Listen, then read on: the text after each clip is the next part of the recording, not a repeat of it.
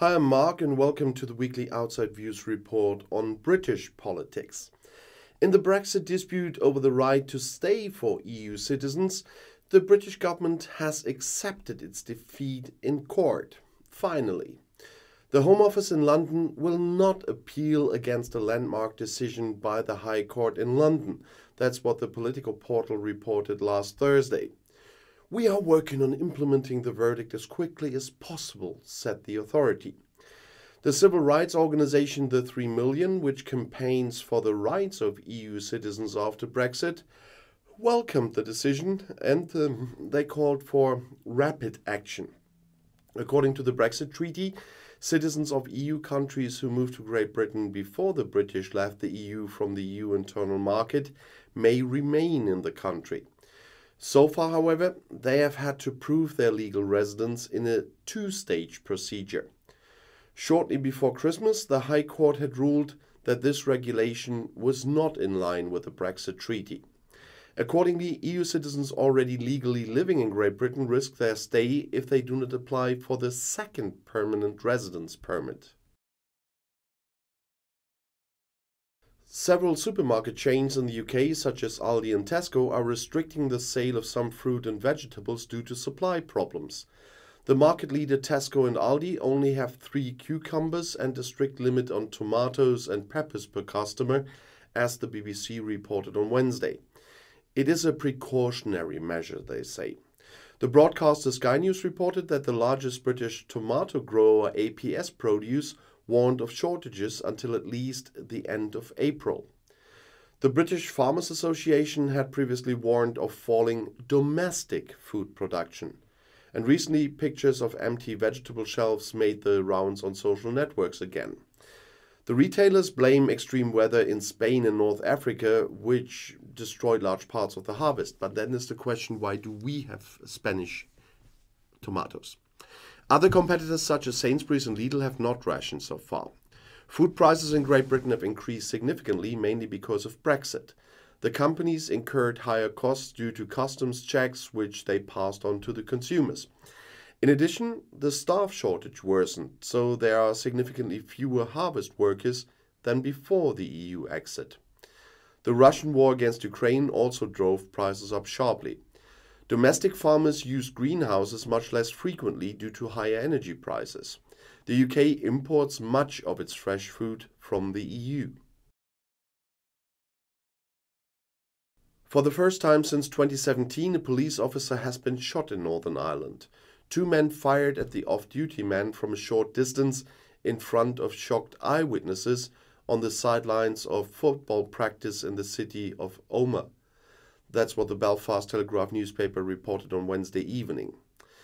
The officer was taken to a hospital in critical condition, and a car is said to have been set on fire nearby as well. British and Irish politicians condemned the act. The background was initially unclear. The paper pointed out that militant supporters of reunification with EU member Ireland were active in the area. The police officer is also investigating criminal gangs, though. The alleged perpetrators are said to have fled across the border to the Republic of Ireland. That is only about 35 kilometers away. British Prime Minister Rishi Sunak condemned the attack in the evening. "I am appalled by the shameful shooting of an off-duty police officer tonight. My thoughts are with the officer and his family." That's what he wrote on Twitter. And Sinn Féin Vice Chair Michelle O'Neill said it was an outrageous and shameful attack. Irish Prime Minister the Taoiseach Leo Varadkar wrote, "I condemn in the strongest possible terms this grotesque attempted murder."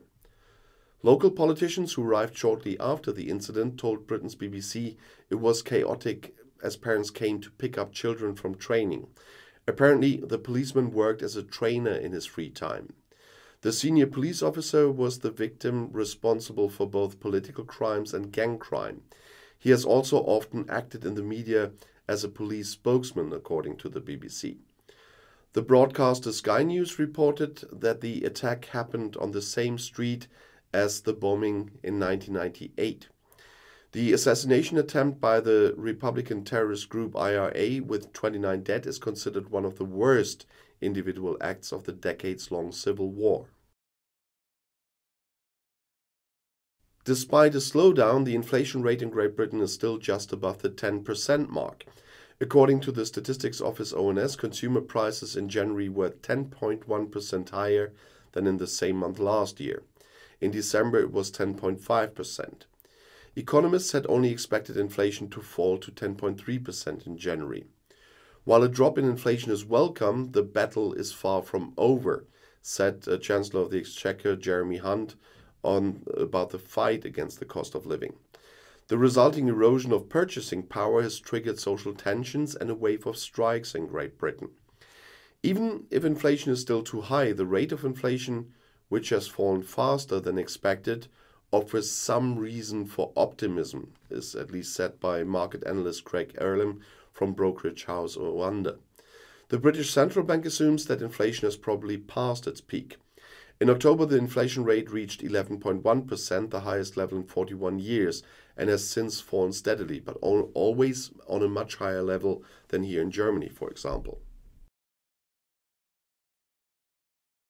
Jeremy Hunt has gained some financial leeway for the tax breaks demanded by some of his fellow party members or for public sector wage increases. On March 15th, he wants to present his budget to the House of Commons. As reported by the ONS Statistical Office, the public sector incurred a good £30 billion less new debt in the current financial year than forecast by the independent budget guardians of the Office for Budget Responsibility. In January, there was a surplus of £5.4 billion. London has summoned the top Iranian diplomat in the country over serious threats against journalists living in the UK. So the British Foreign Office summoned Chargé d'Affaires Mehdi Hosseini Matin on Monday to make it clear that the UK does not tolerate death threats and threats to media freedom.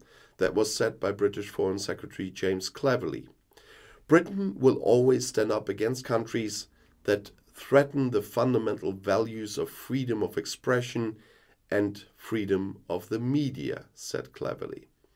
On Saturday, the private television station Iran International announced that it was closing its London studios on the advice of British police. The background to this is the increase in state-supported threat against the Persian-language private broadcaster, which reports a lot about the protests in Iran, according to Iran International. Accordingly, 2 journalists are said to have received death threats. British police said they have had serious concerns about the safety of the people who work at this company. The UK also on Monday imposed new sanctions on 3 Iranian judges who handed down the death penalty to protesters and 5 commanders of Iran's Revolutionary Guards. The sanctions include an asset freeze and a visa ban. The European Union also tightened its sanctions against Iran on Monday because of the violent crackdown on the protest movement. In view of rising prices and increasing poverty in Great Britain, the Mayor of London has launched an emergency programme. In the British capital, all children in state primary schools are to receive free food, as reported by the BBC and other media. The emergency programme should therefore start in the new school year in September. It will amount to 130 million British pounds. That's the equivalent of around 146 million euros, by the way. Families should save almost £440 per child, around 500 euros, spread over the school year. And according to city estimates, this will help around 250,000 children. According to the city statement, the funding is intended to help ensure that children of low-income parents do not feel excluded or stigmatized. It should also reach those children who are at risk of poverty, but who have not previously been formally entitled to take part in the free school meals. According to the BBC, the national criteria used as a basis for this are very strict. So far, according to the report, around 1/4 of London students get their school lunches for free, including those in secondary schools. The main basis for this is the household income of the parents. According to the city, the one-time financing of the new emergency program is possible because there was slightly higher tax revenue than initially expected. Mayor Khan says the grant should make a fundamental difference for those children who are at risk of starvation and for those families who are struggling to make ends meet. He has repeatedly urged the UK government to provide free school meals to help already overburdened families. And the mayor said, but they just failed to act. Britain is in a deep economic crisis. Inflation was almost 11% in December, the highest it has been in 14 years, or more than 11%. High food and energy prices are driving millions of people into poverty. And this concludes this week's report on British politics, but I'll see you again tomorrow on European politics. I'll be back.